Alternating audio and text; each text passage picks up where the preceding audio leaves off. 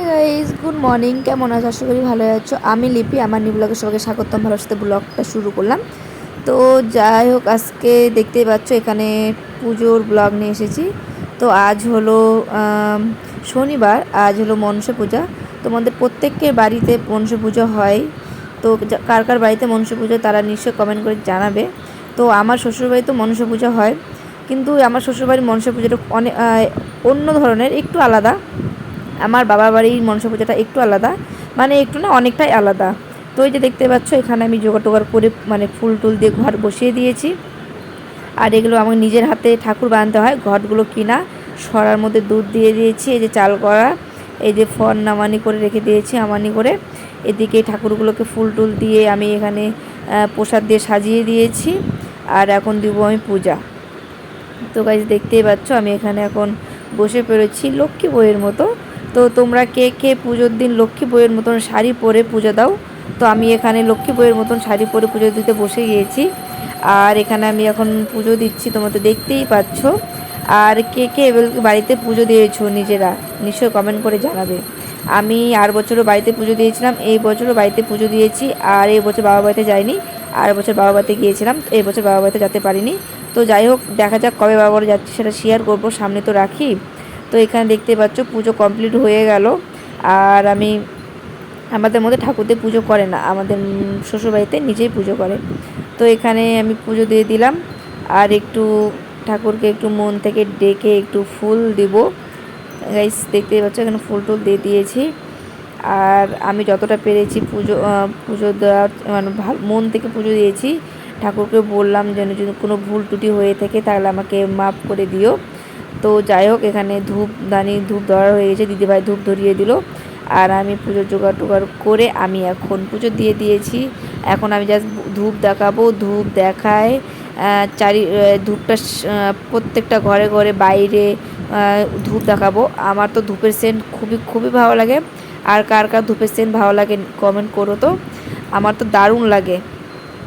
তো যাই হোক, তোমরা মনসা পুজো কেমন করে দাও, তোমাদের বাড়িতে কেমন নিয়মে হয় নিশ্চয়ই কমেন্ট করে জানাবে। আর আমার শ্বশুর বাড়িতে মনসা পুজো হলে আমার পুজো পরে ভাত খেয়ে নেই। আর তোমরা কে কে ভাত খাও না সেটা কমেন্ট করবে। তো আমার বাবার বাড়িতে ভাত খায় না, আর আমার বাবার বাড়িতে হাঁস বলি হয়, তোমরা তো অনেকেই জানো। তো দেখা যাক কি হচ্ছে সেটা তোমাদেরকে নেক্সট ব্লগে দেখাবো। তো যাই হোক, এখানে পুজো দেওয়া কমপ্লিট হয়ে গিয়েছে। আর আমি এখানে বাইরে যাওয়ার জন্য রেডি হচ্ছি। তো তার আগে আমি শঙ্খটা বাজিয়ে নিয়ে কথা বলছি।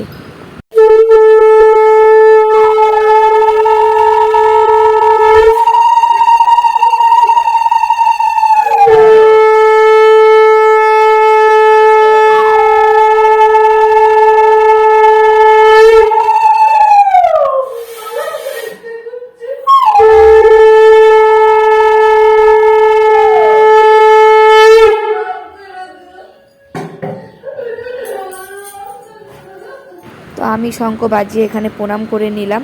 আর আমার শ্বশুরমশাই টিভি জুড়েছে, এত জোরে সাউন্ড দিয়েছে কি আর বলবো। মানে এখানে যদি ভয়েস না দেই তাহলে এখানে কিছু শুনতেই পারবে না তোমরা। তো যাই হোক, এখানে প্রণাম করে নিলাম মন থেকে। কোনো যদি ভুল হয়ে থাকে মাফ করে দিও। সবাই ভালো থেকো, সুস্থ থেকো, এটা কামনা করেছি সবারই। তো এই যে দেখতে পাচ্ছ পুজো দিয়ে এখানে পুজো দেওয়া কমপ্লিট। আর আমি একটু আমাকে দেখিয়ে দিচ্ছিলাম। তো গাইজ দেখো আমার মুখের অবস্থা, এত গরম, আর তার মধ্যে ধূপ ধরিয়েছি ভিতরে, আরও গরম। তো এই যে তোমাদের দেখাচ্ছিলাম পুজো দেওয়া কমপ্লিট, এই যে আমার পুজো দেওয়া কমপ্লিট হয়ে গিয়েছে। তো চলো বাইরে পুজো দিতে হবে আমাকে, মানে বাইরে তুলসী থামে দিতে হবে এখানে পুজো, তারপরে কথা বলছি। তো এখানে দেখতে পাচ্ছ আমি তোমাদের দেখাচ্ছি যে পুজো কমপ্লিট আমাদের। তো সবাই চলে আসো প্রসাদ খেতে। তো যাই হোক, তোমরা তো আসতে পারবে না, ব্লগটা তো আমি পরের দিন পোস্ট করব। তো তোমাদেরকে আমি জাস্ট বললাম। তো যাই হোক, মনে কিছু করো না। তো এখানে তোমাদের সাথে কথা বলতে বলতে আমি প্রসাদগুলো উঠিয়ে এখানে দুধ কলাগুলো আমি বাইরে দিয়ে দিলাম। আমাদের মধ্যে মানে আমার শ্বশুরবাড়ির নিয়মে দুধ কলা পুজো দেওয়ার পর দুধ কলা বাইরে রেখে আসতে হয়, ওই মা মনসা এসে খেয়ে যাবে। এখন কে খেয়ে যাবে জানি না, তো যাই হোক মা মনসাই খেয়ে যাবে। তো তার নাম করে দিয়েছি আমি, একটা দিয়েছি হলো আমাদের বাড়ির পিছনে, আর একটা দিয়েছি বাড়ির সামনে। তো যাই হোক, দিতে পারছো, এখন দুধ কলা নিয়ে যাচ্ছি। আর দুধ কলা নিয়ে যাচ্ছি, আর মনে মনে ভাবছি যে ঠাকুর তোমাকে দুধ কলা দিচ্ছি, তো কিছু মনে না করে দুধ কলাটা তুমি খেয়ে নিও। তো যাই হোক, আশা করি ঠাকুর আমার কথা শুনবে আর খেয়ে যাবে। এখন ঠাকুর নাম করে দিয়েছি, কে খাবে জানি না। আর তোমরা কে কোথা থেকে ভিডিওটা দেখছো আমার নিশ্চয় কমেন্ট করে জানাবে। তো তোমরা আমার যদি পেজে নতুন কেউ থেকে থাকো তাহলে পেজটাকে তাড়াতাড়ি ফলো করে দাও, আর ইউটিউব থেকে যদি কেউ দেখে থাকো তাহলে তাড়াতাড়ি সাবস্ক্রাইব করে দাও। গাইস দেখো একবার দেখো কি মেঘের অবস্থা, ফাইনালি ও সেই হাওয়া উঠছে সারা দুপুরে, মানে ভিউটা দারুণ লাগছে, মজা একটা ভিউ বলতে। ও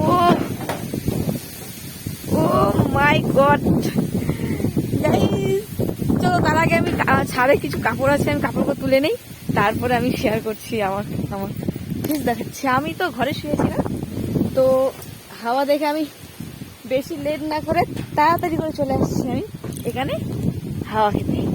তো এই দেখো আমাদের বাইরের দিকটা এরকম, ও সেই সেই হাওয়া। তো চলো আমি তো কাপড়গুলো রেখে দেই, তারপর কথা বলছি। গাইস দেখো এত সুন্দর হাওয়া, কি বলবো, দারুণ দারুণ হাওয়া।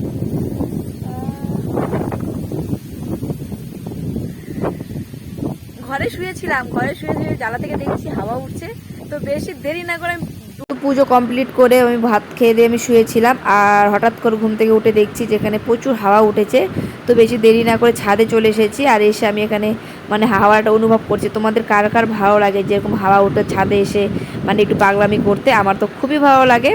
তো আমি এখানে একাকে বকছিলাম, তোমাদেরকে দেখাচ্ছি। আর তোমরা যদি ফেসবুক থেকে দেখে থাকো তাহলে আমার পেজটাকে ফলো করে দাও, আর ইউটিউব দেখে থাকলে তাহলে তাড়াতাড়ি করে সাবস্ক্রাইব করে দাও। ভালো থেকো, সুস্থ থেকো, টাটা। আজকের মতো নেক্সট ব্লগে দেখা হবে।